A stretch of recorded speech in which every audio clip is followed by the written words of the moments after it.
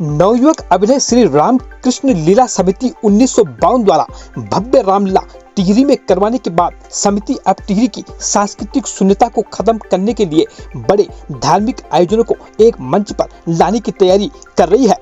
शनिवार को प्रेस वार्ता करते हुए समिति के अध्यक्ष देवेंद्र नोडिया ने कहा कि समिति धार्मिक कार्यक्रमों को भव्य रूप देने के लिए हर धार्मिक कार्यक्रम को मंच देगी, जिससे शहर की सांस्कृतिक शून्यता खत्म हो सके।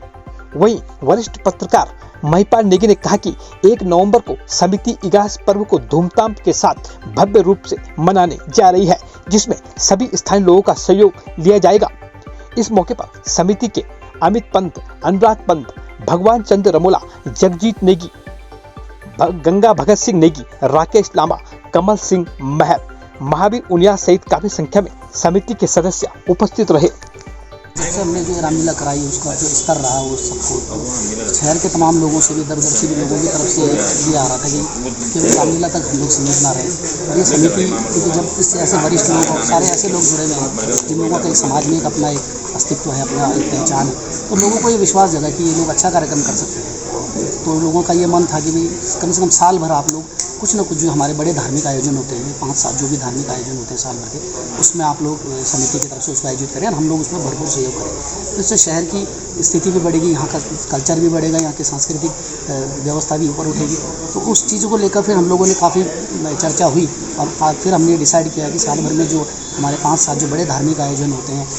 बसंत पंचमी हो गया, अपना होलिका दहन का कार्यक्रम हो गया, हम उसके बाद रामलीला तो होती है, अभी इगास आने वाला, इगास को लेकर हम लोग जो हमारा हिंदी नववर्ष होता है, इन सारी चीज़ों को लेकर हम लोग अभी इसमें पूरा एक कैलेंडर तैयार करेंगे। तो हम लोग क्या क्या कर सकते हैं, हम लोग साल भर में अपने जो बड़े धार्मिक आयोजन है उसको बड़े रूप में करेंगे, जिसमें पूरे समाज को और पूरे जो हमारा क्षेत्र है उसका इन्वॉल्वमेंट रहे और एक जगह पूरे वृहद तौर पर एक कार्यक्रम हो सके। उसी को लेकर आज प्रेस वार्ता में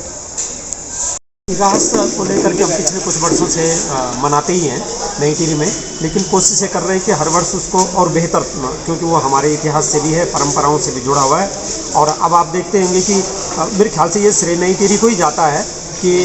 2-3 साल पहले से अब राज्य सरकार इस पर अवकाश घोषित करती है। और ये हमने पिछले 10-12 साल से छोटे स्तर पर मनाते थे लोग घरों में, लेकिन अब हम जन सहयोग के द्वारा सामुदायिक स्तर पर इसको मना रहे हैं। तो पिछले साल तो बहुत अच्छा कार्यक्रम हुआ था, हमने शिवजनी जी को भी बुलाया था जो माधव सिंह भंडारी से संबंधित पवाड़ों को गाते हैं। इस साल भी कोशिश करेंगे कि स्थानीय स्तर पर सामूहिक रूप से, क्योंकि 2 महत्वपूर्ण चीज़ें तो होते ही हैं जो खाने पीने का रहता है, मतलब पारंपरिक पकवान, स्वादे पकौड़े वगैरह, पहले, और तीसरा मन्ना। तो कोशिश कर रहे हैं कि ये फिर हो सके और बच्चों के द्वारा कोई नृत्य नाटिका